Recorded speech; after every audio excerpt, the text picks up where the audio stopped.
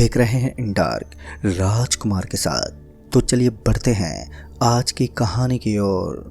दोस्तों, रात का डिनर हो जाने के बाद अब वक्त हो चला था घर पर आराम करने का। लेकिन इसी बीच मुझे जो खबर मिली उसे सुनकर मेरे कान खड़े हो गए। उस वक्त मैं इतना ज़्यादा घबरा गया था कि मैं आपको बता नहीं सकता। दरअसल मुझे पता चला कि अचानक मेरे दादाजी की तबीयत बिगड़ गई है। हालांकि इस बात से मुझे कुछ ज़्यादा घबराहट नहीं हुई कि उनकी तबीयत बिगड़ गई है। इस बात ने मुझे ज़्यादा हैरान कर दिया था कि गांव के अंदर दादाजी के साथ साथ कुछ और लोग भी बहुत बुरी तरह से तड़प रहे हैं। डॉक्टर उनके पास ही नहीं पहुंच रहे थे। जब मैंने दादाजी के बारे में ये बात सुनी तो उस वक्त मेरा कलेजा ज़ोरों से धड़कने लगा था। मुझे कुछ भी समझ में नहीं आ रहा था। और उसके बाद मैं अपने पापा के पास गया और उन्हें बताया तो पापा ने कहा कि उनके पास तो टाइम नहीं है, इसलिए वो किसी भी हालत में गांव के लिए नहीं निकल पाएंगे।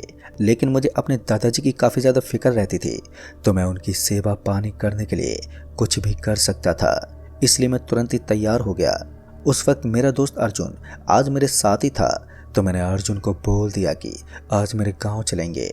उस वक्त मैं तैयार हो गया और उसके बाद हम दोनों तुरंत ही गांव के लिए निकलने लगे।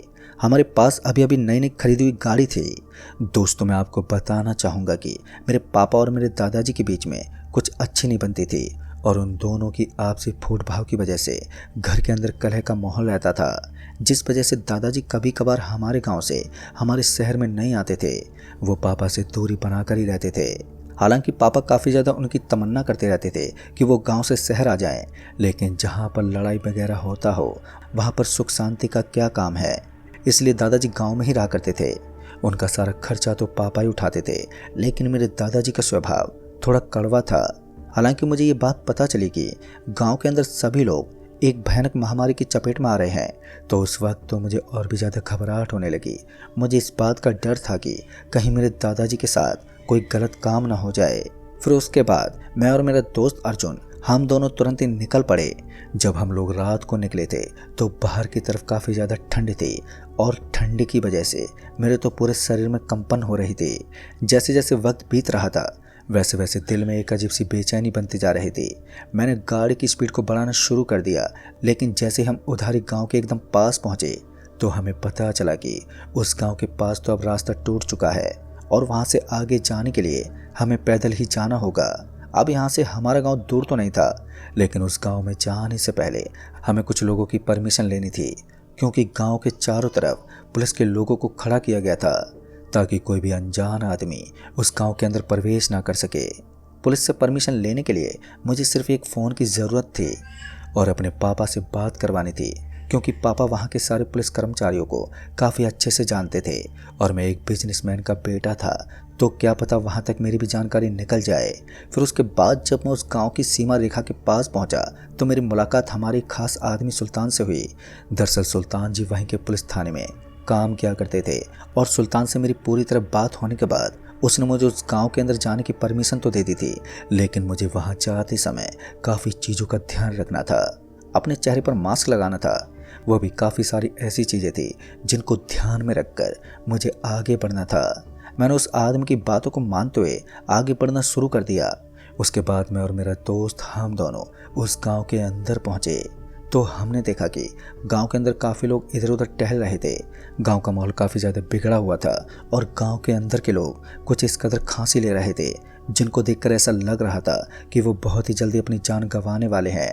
लेकिन इसके पीछे की हकीकत क्या थी और क्या झूठ, ये तो मुझे भी नहीं पता। लेकिन जब हम लोग उस गांव के जस्ट एकदम अंदर पहुंचे तो हमने देखा कि मेरे दादाजी के घर के आगे एक काली कंबल लगी हुई थी और उस काले कंबल के अंदर एक लालटेन जलता हुआ नजर आ रहा था। ठंड का माहौल था तो हाथ पैर भी ठंडे हो गए थे। ऊपर से कोट के अंदर भी अब ठंडी प्रवेश करने लगी थी, जिस वजह से मैं जल्दी से दादाजी के घर के पास गया और दरवाज़ा खटखटाने लगा। सामने काले रंग की कंबल टंगी हुई थी, तो मुझे समझ में नहीं आया कि अंदर कौन है, क्योंकि दरवाज़ा कोई भी नहीं खोल रहा था। तो मैंने बार बार दरवाज़ा खटखटाना शुरू कर दिया, लेकिन इसके बावजूद भी कोई दरवाज़ा खोलने को तैयार ही नहीं था। उसके बाद मैं ज़ोरों से आवाज़ देने लगा और फिर कुछ देर के बाद मुझे किसी के कदम पटकने की आवाज़ को सुनते ही मैंने अपने आप को थाम लिया और फिर दरवाज़ा धीरे धीरे एकदम से खुलने लगा। उसके बाद धीरे धीरे जैसे दरवाज़ा खुला तो मैंने देखा कि मेरे सामने मुझे मेरी दादी माँ नज़र आ रही थी, जिन्होंने अपने पूरे के पूरे शरीर के ऊपर कपड़े लपेट रखे थे और अपने चेहरे को ढक रखा था। जैसे मैंने दादी माँ को देखा तो मैं उनके चरण स्पर्श करने के लिए नीचे झुका, लेकिन उन्होंने अपने आप को पीछे धकेल दिया। मुझे कुछ समझ में नहीं आया कि दादी माँ ने ऐसा क्यों किया, और जब मैंने दादी माँ को कहा, दादी क्या है, आप इस तरह पीछे क्यों खिसक रही हैं, तो मेरी दादी माँ ने कहा, देखो बेटा, मुझे छूने की कोशिश मत करो, मेरा आशीर्वाद हमेशा तुम्हारे साथ रहेगा। उस वक्त मुझे सिर्फ आशीर्वाद ही चाहिए था। तो उसके बाद मैंने दादी के कहे मुताबिक अपने कदमों को पीछे की तरफ मोड़ दिया और कहा, अरे दादी, लेकिन आपको हुआ क्या है और आप अभी इस तरह अजीब सा व्यवहार क्यों कर रही हैं? तो दादी ने बताया कि गांव के अंदर बहुत ही भयंकर महामारी फैल गई है, जितना जल्दी हो सके तुम यहाँ से निकल जाओ, हमारी परवाह मत करो, हमारे साथ जो होना है वो हो जाएगा। लेकिन दोस्तों, मैं अपने पूर्वजों को इस हालत में कैसे छोड़ सकता था? मैंने पहले से ही डॉक्टर को फ़ोन कर दिया था और उन्हें वहाँ पर आने को कहा था, लेकिन जब भाई साहब डॉक्टर वहाँ पर पहुँचे तो उन्होंने अपना मुंह मोड़ लिया। उन्होंने कहा कि वो किसी भी मरीज को देखना नहीं चाहते, क्योंकि उनके अलावा भी यहाँ पर कोई डॉक्टर नहीं आता। उस डॉक्टर की बात सुनकर मुझे काफ़ी ज़्यादा गुस्सा आया और मैंने उससे नौकरी से हाथ धोने की बात कह दी, जिस वजह से उसे ना चाहते हुए भी मेरे दादा और दादी के पास आना ही पड़ा। जब वो मेरे दादा और दादी के पास पहुंचा तो उसने देखा कि उनकी हालत काफ़ी ज़्यादा गंभीर हो चुकी थी और अब तो वो इस कंडीशन में पहुंच गए थे कि उनकी कभी भी मौत हो सकती थी। ये सुनकर तो सच में मेरा दिल दहल गया, लेकिन डॉक्टर ने बताया कि ऐसी किसी भी समस्या का उनके पास समाधान नहीं है और ये सब जो हो रहा है ये कोई नॉर्मल चीज़ नहीं है। शरीर की कमी की वजह से ऐसा रोग नहीं होता, ज़रूर इसके पीछे किसी शैतानी शक्ति का हाथ है। दोस्तों, ये सुनकर मैं हंसने लगा, क्योंकि मुझे ऐसी चीज़ों पर कभी विश्वास नहीं था। लेकिन उस डॉक्टर ने बताया कि वो डॉक्टर है, लेकिन इसके बावजूद इन चीज़ों में विश्वास करता है। इतना सब सुनने के बाद मैंने ढील नहीं की और मैं उस डॉक्टर का भी काफ़ी मजाक उड़ाने लगा और मेरे साथ साथ मेरा दोस्त अर्जुन भी उसका काफ़ी मजाक उड़ा रहा था। तभी मेरे दादाजी ने कहा, बेटा, इन सब के पीछे किसी इंसान का हाथ नहीं है, ये सब जो कर रहा है वो एक काली शक्ति है और वो हमारे बगल वाले गाँव छतरपुर के अंदर रहती है। जो भी बंदा उस गाँव के अंदर जाता है वो उसे मार देती है और वो कभी वापस नहीं आता। अगर इस बीमारी को ख़त्म करना है तो किसी को उस डायन के घर के अंदर चल रहे हवन में पड़ी एक छोटी सी कठपुतली को जलाना होगा और उस कठपुतली तक पहुंचने के लिए एक किताब तुम्हारी सहायता करेगी। ये सुनकर सच में उस वक्त मेरे रोंगटे खड़े हो रहे थे। जिंदगी में पहली बार मैंने अपने दादाजी से इतनी भयानक दास्तां सुनी थी। तभी अर्जुन ने कहा, भाई, मुझे लगता है सच में कुछ ऐसा है और हम अपनी ज़िंदगी खतरे में डाल रहे हैं, लेकिन मैं अपने दादाजी के लिए अपनी जान भी गंवा सकता था। दादाजी ने मुझे काफ़ी सारी चेतावनी दी थी, जिनको पार करने के बाद ही मुझे उस भयंकर आपदा से पीछा छुड़वाना था। पूरे के पूरे गांव के अंदर खामोशी सन्नाटा पसरा हुआ था। मुझे आज तो नहीं, लेकिन कल की रात के अंदर ये सारा काम करना था, क्योंकि परसों की रात वैसे भी अमावस्या की रात थी और अगर मैं अमावस्या की रात से पहले ही ऐसा नहीं कर पाया तो फिर सारे के सारे गांव वाले तड़प तड़प कर मर जाएंगे और उन्हें उठाने वाला यहाँ पर कोई नहीं आएगा। पूरा गांव सड़ने लगेगा और उसके अंदर प्रेत आत्माओं का साया सिर चढ़कर बोलने लगेगा। और भी ऐसी काफ़ी सारी बातें थी जिन्होंने मेरे अंदर डर पैदा कर दिया था। सभी गांव के लोगों के अंदर एक दहशत बैठी हुई थी। तो इधर मैं और मेरा दोस्त अर्जुन दोनों इस मुसीबत से पीछा छुड़ाने का एक गजब का प्लान बना रहे थे। हमने काफ़ी कुछ सोच लिया था कि मैं और मेरा दोस्त अर्जुन हम दोनों रात भर वहीं पर रुकने का सोचने लगे। दरअसल हमने सोचा था कि आज की रात हम दोनों रुक कर देखेंगे कि आखिर इस गांव के अंदर और कौन सी हलचल होती है। उस रात हम दोनों वहीं दरवाजे के पास खड़े रहे। काफ़ी देर तक तो हम खड़े रहे, लेकिन रात के लगभग 1 बजे के बाद हमारे शरीर में ठंड कुछ ज़्यादा ही बढ़ने लगी थी। तो हम दोनों आग जलाकर बैठ गए और वहीं पर हो रही घटनाओं के बारे में बातचीत करने लगे और अपने फ़ोन में रिसर्च करने लगे कि आखिर इस गांव की सच्चाई क्या है। लेकिन इंटरनेट के ऊपर हमें उस गांव के बारे में कोई भी इतिहास नहीं मिला। हम दोनों को समझ में नहीं आ रहा था कि गांव में ऐसी कौन सी आपदा है जिसकी वजह से डॉक्टर लोग भी नहीं पहुंच रहे हैं और पुलिस डेरा जमाकर चारों तरफ खड़ी है। मैंने एक बार फिर उस पुलिस वाले आदमी को फ़ोन लगाया तो उसने बताया कि यहाँ पर जो बीमारी फैली हुई है उसका कोई इलाज नहीं है और इस बीमारी के इलाज में 3 या 4 डॉक्टर भी आ चुके हैं जो इस गांव से बाहर निकलते ही मर गए। यानी कि एक बात तो साफ है कि इस गांव के अंदर जिसको भी बीमारी लगती है तो वो इस गांव से बाहर जाते ही अपनी जान गंवा देता है। यानी कि मैं पूरी तरीके से पक्का हो गया था कि अगर मैंने अपने दादा और दादी को इस गांव से बाहर निकालने की कोशिश की तो फिर वो दोनों भी दम तोड़ देंगे। कहीं ना कहीं इस बात ने मेरे अंदर एक भय को पैदा कर दिया था। मेरा पूरा का पूरा दिमाग ही हिल गया था। हम दोनों पूरी तरह से तैयार हो चुके थे क्योंकि अब हमें कल के दिन में ही उस पूरे के पूरे काम को निपटाना था। उसके बाद मैं और मेरा दोस्त अर्जुन, हम दोनों ने सारा प्लान तैयार करने के बाद उस पर काम करना शुरू कर दिया था। उस रात उस गांव के अंदर कोई भी पैरानॉर्मल एक्टिविटी जैसी चीज़ का एहसास तो नहीं हुआ, लेकिन गांव के अंदर पूरी रात इस तरह की खामोशी बनी रही जो नॉर्मल नहीं हो सकती, क्योंकि शहर की सड़कों के ऊपर भी इतना ज़्यादा सन्नाटा नहीं होता था जो कि इस गांव के अंदर साफ झलक रहा था। जैसे तैसे मैंने और अर्जुन ने कुछ ऐसे प्लान बनाए थे जिनको काम में लेना बहुत ही ज़्यादा मुश्किल था, लेकिन इसके बाद भी हम पूरी तरीके से तैयार हो गए थे। सुबह जब हम लोग उस गांव के लिए निकल रहे थे तो गांव के कुछ लोगों ने हमें रोकने की कोशिश की। उन्होंने बताया कि उस गांव के अंदर जाने का मतलब अपनी मौत को दावत देने जैसा है, तो आप ऐसा कदापि ना करें। अगर आपने ऐसा करने की कोशिश की तो आपके माता पिता अपनी संतान खो देंगे और हम लोग नहीं चाहते कि हमारी वजह से किसी भी माँ की कोख उजड़ जाए। लेकिन दोस्तों, मैं अपने दादा और दादी को सही करने के लिए कुछ भी करने को तैयार था, यहाँ तक कि अपने साथ साथ अपने दोस्त अर्जुन की जान भी गंवा सकता था। मैंने अर्जुन को पहले ही बोल दिया था कि तुझे अपनी मौत से डर नहीं लगता तो ही मेरे साथ चलना, और अगर तुझे ऐसा लगता है कि तेरी जान खतरे में है और तू मेरे साथ नहीं जा पाएगा तो फिर मेरे साथ मत चलना। लेकिन अर्जुन ने मेरी बात को बिल्कुल भी नहीं माना और वो चलने को तैयार हो गया।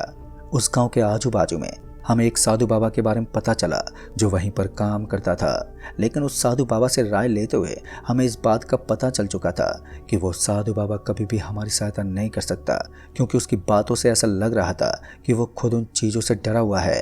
अगर उसने ऐसा करने की कोशिश भी की तो उसके साथ भी कुछ गलत हो सकता है।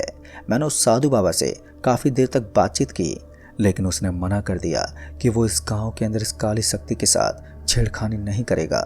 लेकिन मैं तो तैयार था, भले ही मेरे साथ कोई अघोरी या फिर साधु नहीं था, लेकिन मैं अकेला उस बुरी शक्ति को उजाड़ने के लिए सक्षम था। मेरे दिमाग में ये सारे ख्याल आ रहे थे कि मैं इन सभी गांव वालों को बचा लूँगा, लेकिन मैं जितना आसानी से ये सब सोच सकता था इतना आसान इस काम को पेश करना नहीं था। दोस्तों, रात का हल्का हल्का अंधेरा होने से पहले ही मैं और मेरे दोस्त हम दोनों वहाँ से निकल पड़े। अभी भी हमारे दिमाग में काफ़ी डर बैठा हुआ था कि आज हमारे साथ क्या होने वाला है, क्या हम सही सलामत वापस लौट भी पाएंगे या फिर नहीं। और भी काफ़ी सारी चीज़ें थी जो एक कहर बनकर हमारे ऊपर मंडरा रही थी।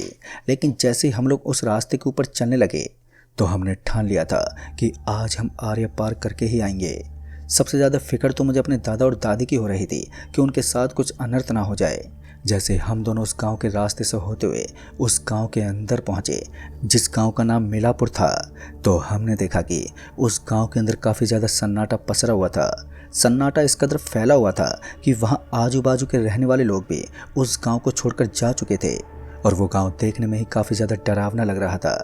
एक बात तो बिल्कुल साफ हो चुकी थी कि इस गांव को छोड़ने के पीछे कुछ साधारण कारण नहीं हो सकता। ज़रूर किसी भयानक शक्ति के कारण ही इस गांव को लोग लगातार गुड बाय कह रहे थे। तभी मैं और मेरा दोस्त अब उस गांव के एकदम बीच में पहुंच गए। कुछ देर के बाद तो हम लोग इधर उधर भटकते रहे, लेकिन हमें उस जगह के बारे में कुछ भी मालूम नहीं चला जिसके अंदर वो काली शक्ति अपना जादू बिखेरती थी। खैर, हमें इतना तो मालूम था कि शाम होने के बाद वो सारी की सारी चीज़ें दिखने लगेंगी, इसलिए हमें थोड़ा वेट करना होगा। अभी भी पूरी तरह से अंधेरा नहीं हुआ था। पूर्व दिशा की तरफ से गहरा अंधेरा छाने का इंतज़ार हम दोनों के मन में था। फिर कुछ देर तक तो हम लोग सोचते रहे कि आखिर हम दोनों को किधर जाना चाहिए, और फिर तभी हमारी नज़र वहीं एक तेज़ तर्रार रोशनी पर पड़ी। उस रोशनी को देखते हमें ऐसा लगने लगा कि ये रोशनी उसी दिशा से आ रही है जिस दिशा से हमें एक अजीब सी आवाज़ आई थी। मैंने अपने दोस्त अर्जुन से कहा, भाई चल हम उस तरफ चलकर देखते हैं। और फिर उसके बाद हम दोनों दोस्त बिना कुछ सोचे समझे उस तरफ चल पड़े जिस तरफ एक हल्की सी पगडंडी बनी हुई थी। और उसी पगडंडी पर चलते हुए जैसे हम दोनों थोड़ा सा आगे की तरफ पहुंचे तो हमने देखा कि अब हमें वहां पर एक झोपड़ी नजर आ रही थी जिसके अंदर आग चल रही थी। वहां पर किसी मंत्रों के उच्चारण की आवाज़ आ रही थी। मंत्रों के उच्चारण की आवाज़ ने मेरे रोंगटे खड़े कर दिए थे। मैं इतना तो जान गया था कि सारा का सारा कांड इसी झोपड़ी में होता है और उसके बाद मैं उस झोपड़ी के जस्ट एकदम पास पहुंचकर उसके अंदर चुपके से देखने लगा। और फिर उसके बाद जब मैंने उसके अंदर देखा तो मैंने पाया कि एक आंख फटा हुआ आदमी उस झोपड़ी के अंदर बैठा हुआ था और उसके बगल में एक महिला बैठी हुई थी। उस महिला की गर्दन कटी हुई थी और उसके हाथों में कुछ था जो मुझे ठीक से नजर नहीं आया। एक पल के लिए मैं उसी महिला की तरफ देखने लगा, पता नहीं क्यों लेकिन मुझे थोड़ा अजीब लगा। मेरे मन के अंदर एक अजीब सा डर बैठ गया था और मुझे समझ में नहीं आ रहा था कि अब मैं करूं तो करूं क्या। उसके बाद मैं अपने हाथ में जिस बैग को लिए खड़ा था, मैंने उस बैग के अंदर से एक थैली को बाहर निकाला जिसके अंदर राख रखी हुई थी। तभी मैंने उस राख को अपने शरीर के ऊपर छिड़कना शुरू कर दिया और मैंने उस राख को अपने दोस्त के ऊपर भी छिड़क दिया था ताकि हम दोनों के साथ कुछ भी गलत ना हो। अब हमने थोड़ी बहुत सुरक्षा तो कर ली थी। ये राख की थैली मुझे एक बाबा ने दी थी जिन्होंने मुझे यहाँ आने से मना किया था। डर और खौफ के साथ एक गहरा सन्नाटा छाया हुआ था और उस गांव के अंदर एक अजीब सा डर बना हुआ था। पता नहीं क्यों लेकिन गांव का सन्नाटा ये बयां कर रहा था कि ये कोई नॉर्मल गांव नहीं है। इसके बाद मेरे दोस्त अर्जुन ने कहा, भाई अब हमें काम पर लग जाना चाहिए। अर्जुन की भी बात बिल्कुल ठीक थी क्योंकि अब वक्त हो चला था हमें अब सब कुछ तहस नहस करने का। लेकिन अंदर प्रवेश करने से पहले मुझे अपने दोस्त के हाथ में हाथ डालना था। मैंने ऐसा ही किया। हम दोनों ने एक दूसरे का हाथ कस के पकड़ लिया था और हम दोनों एकदम से भगवान का नाम लेकर उस झोंपड़ी के अंदर जाने लगे। पहला कदम जब हमने उसके अंदर पटकने की कोशिश की तो हमें बिजली का झटका लगा और हम दोनों एकदम से पीछे की तरफ जोर से गिर पड़े। हमें तो समझ में नहीं आया कि यह हुआ कैसे। फिर हमने ध्यान से देखा तो उस झोंपड़ी के आगे एक रेखा बनी हुई थी। शायद ये कोई भूत की रेखा थी जिसके अंदर प्रवेश करने के लिए हमें किसी और नियम का पालन करना था। लेकिन अब शायद उन लोगों को पता चल चुका था कि कोई इंसान हमारी झोंपड़ी के आजू बाजू में घूम रहा है, लेकिन उनका काम अभी भी चालू ही था। उन्होंने हमारी तरफ बिल्कुल भी ध्यान ही नहीं दिया। एक बात तो पूरी तरह से पक्का हो चुकी थी कि जितनी आसानी से मैंने यहाँ की इन चीज़ों को तहस नहस करने के बारे में सोचा था, उन चीज़ों को इतनी जल्दी तोड़ फोड़ करना बिल्कुल भी आसान नहीं था। हमें कोई और दूसरा रास्ता अपनाना था। फिर उसके बाद मेरे दोस्त अर्जुन ने कहा, भाई हम एक काम करते हैं, इस किताब में लिखे हुए उस मंत्र का उच्चारण करके फिर अंदर जाने की कोशिश करते हैं। मेरे दोस्त की बात मुझे ठीक लगी और उसके बाद हम दोनों मन ही मन उस मंत्र का उच्चारण करके उस झोपड़ी में दोबारा प्रवेश करने लगे। तो इस बार हमारे कदम उस झोपड़ी के अंदर पहुंच गए। लेकिन हम झोपड़ी के अंदर पहुंचे तो उसके अंदर से मरे हुए जानवरों की बदबू आ रही थी और हमारा जी घुटने लगा था। लेकिन हमने फिर वो करना शुरू कर दिया था जिसके लिए हम यहाँ पर आए थे। दरअसल हमने हमारे बैग के अंदर से कुछ मंत्रित पत्थरों को निकाला और उस हवन की आग पर फेंकना शुरू कर दिया। और इसी बीच सरकटी वो महिला एकदम से खड़ी हो गई जिसके हाथ में लोहे के दो लंबे लंबे सरिया थे जो आग से एकदम गर्म हो चुके थे। और कहीं ना कहीं मुझे इस चीज़ का एहसास हो चुका था कि हमारे साथ कुछ होने वाला है। उसके बाद वो महिला उन दोनों सरियों को लेकर मेरी तरफ बढ़ने लगी और देखने में ऐसा लग रहा था कि वो महिला अब इन दोनों सरियों को मेरी आंख में घुसेड़ने वाली है। इससे पहले मैंने अपने कदमों को पीछे हटा लिया और मैं पीछे सरकने लगा। इस वक्त तो मेरा पूरा शरीर डर के मारे थर-थर कांप रहा था। मैं बिल्कुल भी होश में नहीं था क्योंकि मेरे शरीर में एक अजीब सी बेचैनी बनी हुई थी।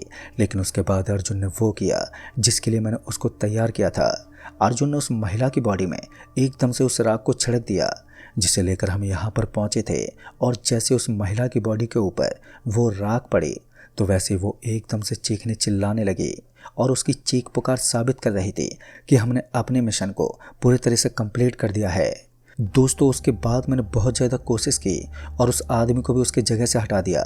हालांकि हमने बाद में वो किया जो हमें नहीं करना चाहिए था। दरअसल हमने उस झोंपड़ी से बाहर निकलकर उस झोंपड़ी को आग लगा दी और उस झोंपड़ी में आग के लगते ही सारा का सारा गांव एक अजीब सी बदबू मारने लगा और पूरे के पूरे गांव के अंदर आग फैलने लगी। हम दोनों तो किसी तरह अपनी जान बचाकर वहां से निकल गए, लेकिन हमारे ऊपर भी काली शक्तियों का असर होने लगा और हम दोनों ही दोस्त करीबन 7 दिन तक बहुत ज़्यादा बीमार रहे। और उसके बाद जब हमारी हालत ठीक हुई तो हमें पता चला कि इसके पीछे एक पुजारी का हाथ था जिन्होंने हमें ठीक कर दिया था। और दादाजी और दादी जी की तबीयत भी ठीक हो गई थी, लेकिन बाकी के गांव के लोग जो बीमार थे वो दम तोड़ चुके थे क्योंकि हमने गलती से झोंपड़ा जला दिया था। खैर दोस्तों ये घटना अब बीत चुकी है, लेकिन आज भी मुझे वो चीज़ें काफ़ी ज़्यादा दहशत में डाल देती हैं। तो दोस्तों इस कहानी में बस इतना ही। कहानी आपको पसंद आई हो तो वीडियो को लाइक शेयर ज़रूर कर दें और साथ ही हमें नीचे कमेंट बॉक्स में ज़रूर बताएं। तो मैं आपका दोस्त राजकुमार जल्द ही मिलूँगा ऐसी एक और नई कहानी के साथ। तब तक के लिए बाय एंड टेक केयर।